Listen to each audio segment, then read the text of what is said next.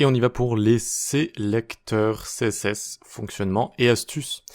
Donc on a vu tout ce qui est spécificité, héritage, etc. Maintenant, on va voir les sélecteurs en eux-mêmes, quelques bugs courants avec ces choses-là. Les sélecteurs peuvent être la source de nombreux bugs s'ils sont mal utilisés. Découvrons les erreurs courantes les concernant ainsi que les sélecteurs les plus durs à comprendre. Donc, pour ce faire, on a quelques exemples concrets. Alors ça, on peut l'enlever. Exemple courant. Ok. Donc on a cette div qui a un lien au début, un bouton, un input, un h2, un paragraphe et un petit article juste là. Ok, donc on a tous ces éléments-là. Le but, ça va être de vous montrer pas mal de petites choses en rapport avec tout ça. Donc ça va plutôt se passer ici, la leçon, cette leçon-là, dans le style. Donc bug courant. Deux classes collées signifie lorsque lorsqu'un élément possède ces deux classes en même temps. À noter que la spécificité est de 0, 2, 0.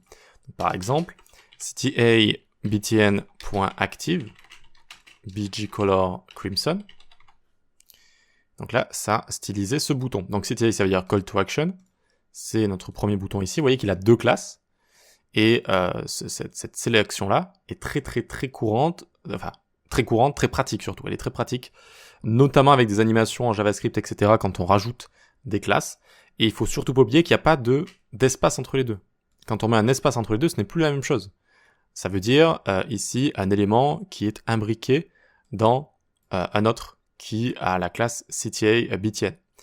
Ça veut dire un descendant de cta btn. Pas forcément le premier enfant, mais un descendant. Ce qui n'est pas du tout la même chose que un élément qui a à la fois la classe cta btn et la classe active. C'est pas du tout la même chose. Alors, donc il faut faire attention. Et ici, la spécificité, c'est 0 de 0. Ok. Malgré la liste de sélecteurs, chaque sélecteur vaut 001. C'est vrai. Attends, c'est moi qui l'ai fait. Donc regardez. Common bugs, A, common bugs, button, common bugs, input. Donc là, je suis en train de faire une liste de sélecteurs. Ça s'appelle une liste de sélecteurs. Et je fais bg lime green, ce qui veut dire vert citron, j'imagine. Common bugs A, nanana, voyons voir. Common bug. Ici, on peut mettre bugs. Je vous rajouterai bugs ici, pas de problème. Ok, donc j'ai changé le background color du lien ici. Et le bouton, ça n'a pas fonctionné. Tiens, ça n'a pas fonctionné. Pourquoi ? Parce que ça a une plus grande spécificité. Et là, on pourrait se dire, ah bah non, j'ai fait une liste ici, donc il y a plein d'éléments, etc. Non. Vous voyez que c'est 0, 1, 0, parce que ça va prendre la spécificité du sélecteur le plus grand de cette liste de sélecteurs. Ok ? Donc si je mets ici hashtag ID POL comme ça va être 1, 1, 3, ça va être ce sélecteur qui a été pris, vous voyez. Donc ça, il faut pas l'oublier, une liste de sélecteurs n'a pas forcément une grande spécificité. Tant que nous sommes sur le sujet des listes, un seul sélecteur invalide provoque l'annulation totale de la règle pour tous les sélecteurs. Donc par exemple, si j'ai paragraphe A, div, image, forme, bref, vous avez compris, et que là je fais 2.2.zzz, color red, ça va être annulé, tout simplement. Ça va être annulé, voilà. Ça ne va pas fonctionner. Ça ne va pas fonctionner parce que ce pseudo-élément, évidemment, n'existe pas. Alors que ça fonctionne. Et ça fonctionne plus. Donc, ici, évidemment, j'ai écrit ZZZ, donc c'est facile à voir, mais si vous faites une petite erreur parfois de syntaxe dans des pseudo-éléments ou des choses comme ça, ben, ça annule le tout. Ok, on peut continuer tranquillement. Spécificité trop grande déclarée ailleurs. Donc ça, c'est ce que je vous avais montré. On va revoir un exemple parce que ça fait pas de mal. Mais imaginons que l'on déclare ceci en haut d'un fichier. Example common bugs h2, font size 24. Donc on a ceci qui est déclaré en haut, qui a 0,2,1, c'est une spécificité assez grande, où on pourrait faire encore pire, on pourrait faire juste un h2 comme ça, mais avec un font size 24 pixels important. Donc là, c'est encore pire, parce que là, on a une simple spécificité, mais on a un important sur ça, donc ça passe au-dessus des sélecteurs plus forts. Donc voilà, c'est encore pire. Et du coup, si on tente de le restyliser, c'est ce que j'écris ici, avec une spécificité plus basse, c'est le drame. Common bugs h2, fz20, et là, ça ne fonctionne pas. Alors, common bugs, voyons voir où on en est. On en a common bugs h2, voilà, c'est ça, c'est le h2 qui est juste ici. Ok, néanmoins, font size, ah oui, d'accord, oui, parce que j'ai mis de la font size, bon, c'est pas très explicite la font size, peut-être qu'on devrait plus le faire avec Background color ici, je mets violet. Ok. Et donc le pire, ce serait ici. Et je pourrais mettre red. Et enfin là, BGC Royal Blue. Voilà. Donc on a ça juste ici. Ça, avec important, évidemment, ça passe au-dessus. Et en plus, ça passe au-dessus d'autres sélecteurs. Hein. C'est ça qui est mauvais en plus. Donc il faut vraiment éviter ce genre de choses. Mais même là, on a le fameux problème. On code notre color et ça fonctionne pas parce que il y a un sélecteur avec une plus grande spécificité quelque part. Et donc il faut le débugger, clic droit, inspecter. On regarde, tiens, ça a été barré. Ça, c'est un énorme indice. Ça veut dire que ça a été déclaré ailleurs. Il faut que je le trouve ici. En général, évidemment, ils le mettent en haut. Et vous pouvez voir donc que c'est ce genre de choses. Vous pouvez même cliquer ici si vous le souhaitez. Vous voyez, à droite là. Il y a écrit Lesson Styles CSS. Vous cliquez ici, ça vous amène dans le panneau Sources.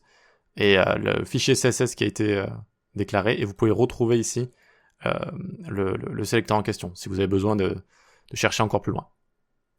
Ok.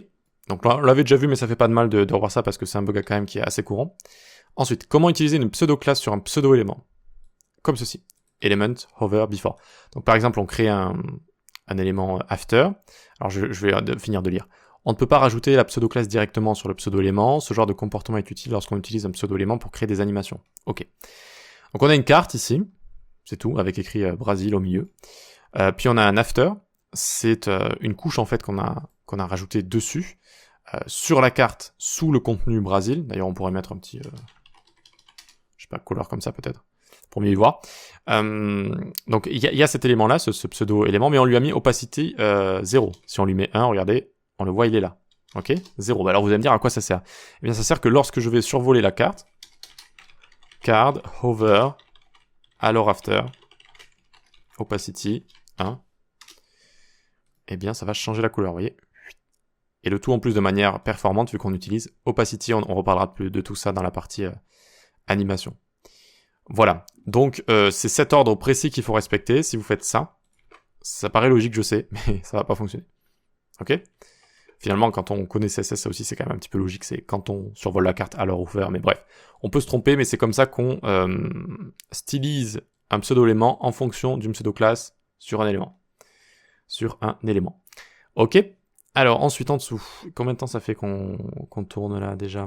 7 minutes, est-ce qu'il nous en reste beaucoup? Il nous reste pas mal de choses, quand même. Il nous reste quand même pas mal de choses. Allez, on va commencer ça, puis après on arrêtera. Sélectionner les éléments d'un même niveau. Sélectionner les éléments d'un même niveau. Donc, on va maintenant découvrir plein de pseudo-classes qui sont là pour sélectionner, des pseudo-classes de sélection, qui peuvent être un peu complexes parfois, mais qui sont très utiles. Donc ces pseudo-classes sont très utilisées avec les listes par exemple, très souvent, donc c'est pour ça que je vous ai mis des exemples de listes. Ok, donc ici on va avoir du nthchild, donc c'est sans doute une des plus utilisées, nested item de .nthchild1, on envoie un bgc crimson, et je suis venu sélectionner le premier élément juste là. Donc qu'est-ce que ça veut dire précisément? Nested item de .nthchild1. C'est le premier enfant de cette fratrie, de cette imbrication, d'accord, de ce niveau-là. Si je mets 3, ça me prend un troisième comme ça, ok? Mais il faut que les deux choses, c'est-à-dire ceci et cela, soient validés. Il faut qu'il y ait un troisième élément à ce niveau-là, et que ce troisième élément ait la classe nested item. Il faut que les deux soient validés. Ok, ensuite on peut prendre ça, oups, on peut le copier. On a aussi accès à des mots-clés ici, comme odd ou even. Et pas even. Odd, ça veut dire... Oh, je vais pas y arriver. Je sais ce que c'est, mais je vais pas y arriver. Les chiffres impairs, ça veut dire impair, et even, ça veut dire pair. Ok, j'y suis arrivé. Donc, on met odd juste ici, et j'envoie du green, par exemple. Et vous voyez que ça a colorisé tout ça. On peut mettre even, si on veut pas passer au-dessus du crimson. Et donc, on a bien le second élément, le quatrième, le sixième, bref. Vous connaissez, vous savez ce que c'est. Attention au NTH, il faut que les parties gauche et droite du sélecteur soient correctes, donc je vous l'ai dit précédemment, mais du coup, on a Nested Selection 2 ici.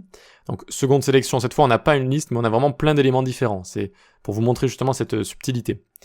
Donc, on va faire .nested selection 2, p de .nthchild 3, bgc crimson, ok. Et là, ça fonctionne parce que le troisième élément de ce niveau est un paragraphe. d'accord? C'est bien un paragraphe. 1, 2, 3, c'est un paragraphe. Mais si j'avais pas de paragraphe ici, ou si j'avais tenté autre chose. Donc on a vu que c'était un H4 ou un H5. Si j'ai un H5 ici, ça fonctionne pas. D'accord? H5 niveau 3, ça fonctionne pas. Et vous voyez que ici le niveau est bon, c'est-à-dire que oui, il y a 3 éléments, donc potentiellement c'est le bon, mais ici ça ne fonctionne pas. Ça peut paraître un peu bête comme ça, mais parfois, quand on est un peu fatigué ou que vraiment on a différents éléments à un même niveau et qu'on veut en sélectionner un, ça peut arriver d'avoir ce genre de problème. NTH of type juste ici. Donc celui-là va fonctionner d'une manière assez similaire, mais c'est NTH of type. Donc cette fois, c'est le second élément de type P de cette section-là. Alors on en est où du coup? Nested section 2, Nested section 2, on est juste là. Il est où notre bouton? Il est là, ok. Donc ça a fonctionné, c'est le deuxième paragraphe de ce niveau. Donc c'est pas comme NTH child. Child, ça fonctionne comme en tant qu'index juste ici. Là, c'est vraiment le type, c'est le deuxième paragraphe. Donc 1, 2, donc c'est bien celui-là. Si je mets le premier lien, qui se situe à la fin, donc qui est au dernier index, ça va aussi fonctionner. Par exemple, A1 comme ça. A1, ça fonctionne. C'est un peu bizarre, mais c'est le premier lien de cette imbrication. Voilà. De ce niveau, de cette fratrie. En anglais, ils disent siblings. Ok, très bien. On va continuer le tout dans la prochaine vidéo tranquillement. Allez faire un petit tour, buvez un petit coup et on continue.